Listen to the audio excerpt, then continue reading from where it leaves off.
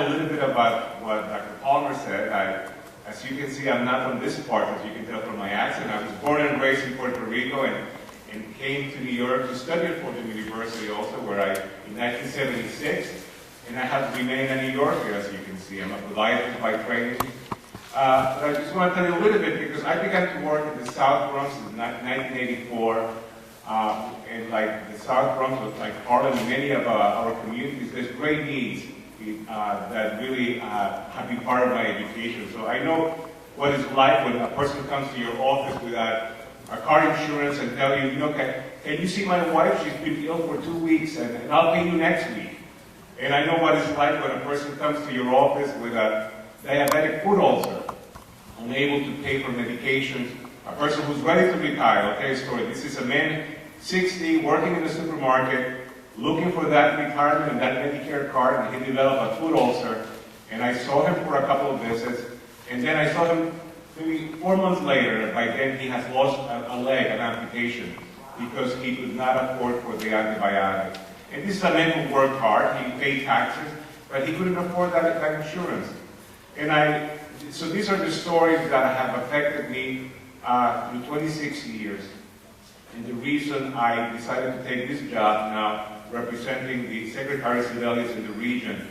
It is my job to make sure that we have a conversation with that community to make sure that your voices are heard in Washington, because as the implementation goes on of the Affordable Care Act, which is the law that was passed March 23rd, signed by the Congress and by the President Obama. There are many good things in this bill that are affecting the community right now, and that will be really changing the healthcare system in years to come. So I'll tell you, we don't want to give a lot of information and a lot of data. We just want to tell you what healthcare means to you. When somebody asks me, so this passage, how is it affecting me? So important things, many of us are advocates who for many years worked for equity and in healthcare, and to make sure that not the insurance companies, that you have a voice. The guiding force of the Affordable Care Act is for you to have more control, for you to get better quality, and to reduce costs. So what happened, important thing that happened 6 months ago, September 23rd, the 6-month anniversary of the Affordable Care Act, is that now the law has changed, and this is what happened. Children under the age of 19 can no longer be denied coverage because they had a pre-existing condition. So if you have a grandson or a granddaughter who has asthma or who has diabetes, and across the nation, many of those children were never able to get insurance, or the cost will be prohibitive. So now it is against the law to deny coverage for them. Also, that's right. Also, if you have maybe a son or a daughter or a grandson who recently graduated from college, you know how difficult it is in the economy to get a good job or to get a job that has insurance. So now it is the law of the land that if you choose to, you can keep that son or daughter until the age of 26 in your coverage to make sure that they get the health care they deserve. They don't have to be married, or they can be married or single. They don't have to be in school. It's just your choice to keep them in your coverage. Also, preventive coverage. You know that prevention is important, but how difficult it was that every time you go to the doctor, you have to pay a copayment or a deductible. It is the law of the land that you will be able to get preventive services without copayment and insurance. And for Medicare, that also will become effective beginning in January. So you can get mammograms, colorectal examinations, welfare checkup without copayments and insurance. Because again, we remember that's a barrier preventing our communities from accessing those services. And something very important, lifetime limits in your insurance is eliminated.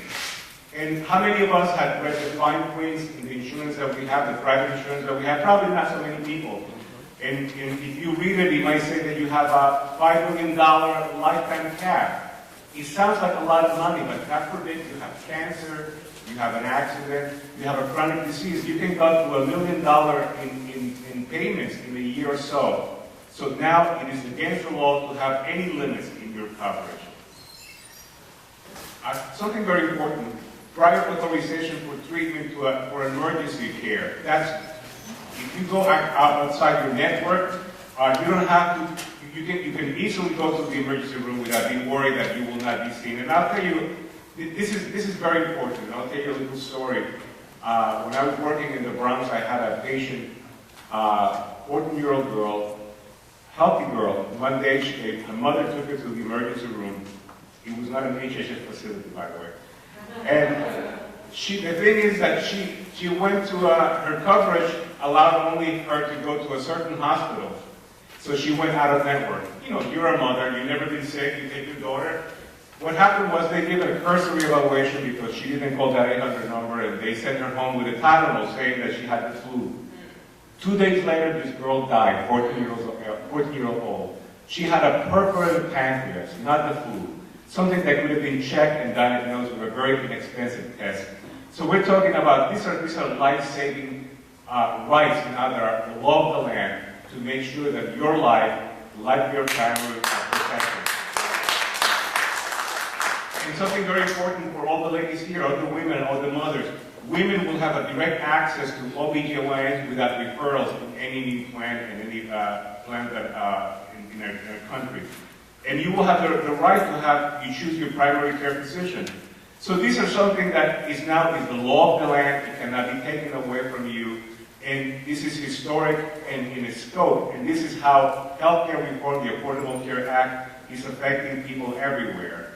And for those people with pre-existing conditions, you know, right now, only children below the age of 19 are protected until 2014 when everyone will be protected.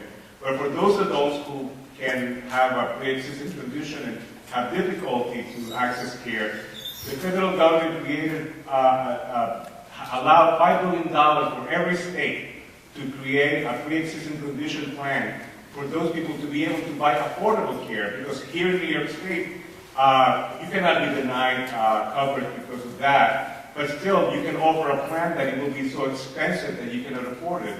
So now there is a plan for you to make sure that you can buy affordable care even if you have a pre-existing condition. And Medicare, something I know,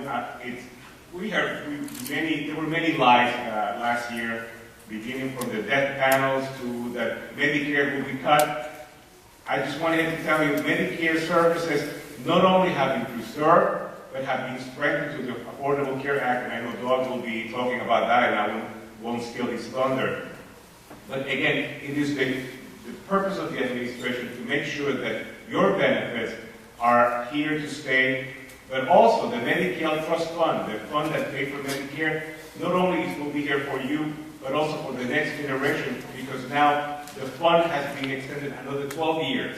So we want to make sure that it will be for you, for your families, and some of the services that the benefits will be guaranteed for you and will be strengthened, and you'll be talking about that right now. Just a couple of more things, because one of the things that affect our community is the people who have no insurance or in Harvard Hospital. You do a good job to make sure that nobody can be denied coverage here. But the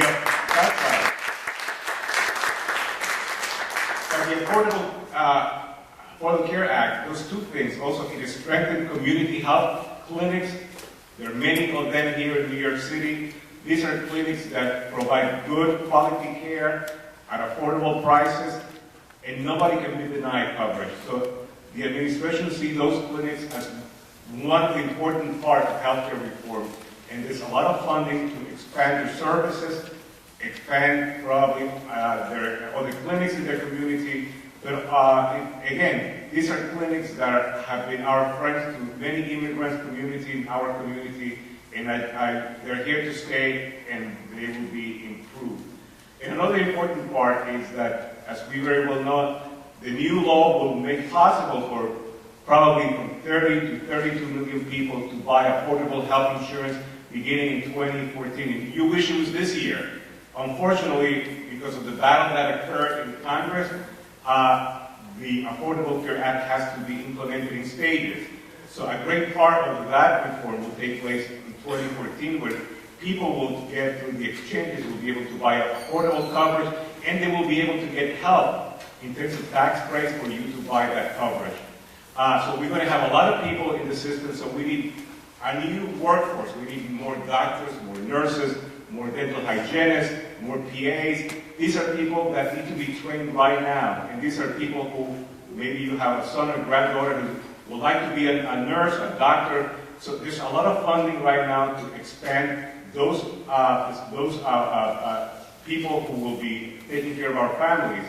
And I just want to make sure that the people in the neighborhood knows that. And my office is really ready to make presentations in your colleges near here, any other organization who will need that information, because we want to make sure that that workforce comes from our community, so they will be sensitive to the needs of Harlem, the people in New York City.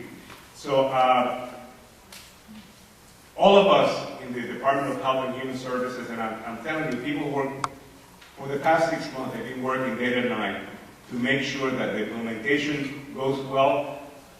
President Obama said we want it to go well and we want it to go quickly, but the matter to go well is very important. So we have a lot of committed people, not only in Region 2, which is in my office, but across the nation, working very hard to make sure that the implementation goes well, but basically that we hear from communities like you to make sure that it will be sensitive to the communities that we serve.